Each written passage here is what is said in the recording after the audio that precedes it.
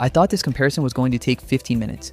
Upload the same song into LALAL.AI, upload it into Moises, listen to both, pick a winner, done. Yeah, it wasn't that simple. The weird part is every time I thought I'd made up my mind, I'd hear something that made me switch sides again. That's when I realized most people are asking the wrong question. Instead of asking, which AI is better, we should probably be asking, better for what? The first thing I paid attention to wasn't the interface or the price. It was the audio. I wanted to know one thing. After removing the vocals, would I actually be happy using the result in a real project? Because it's easy to sound impressive in a demo. It's much harder when you're listening through headphones and every tiny detail stands out. LALAL.AI immediately felt like the tool I'd reach for when audio quality mattered the most. The vocal separation generally sounded cleaner, and I found myself spending less time thinking, I wish that little piece of the vocal wasn't still there.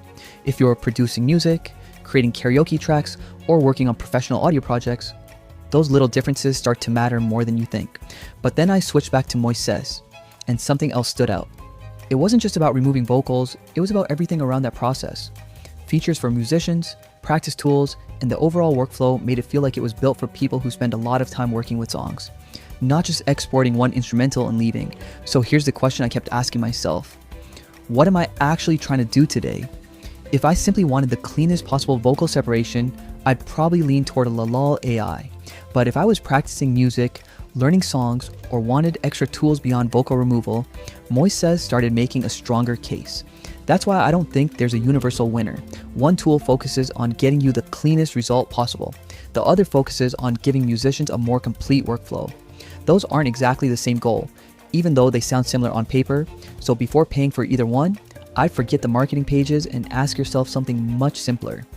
Am I looking for the best audio quality or the better overall music workflow? I think your answer will make the decision a lot easier.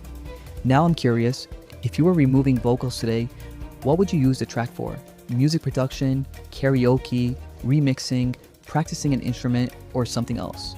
Let me know in the comments because I'd love to see how everyone is using these AI tools.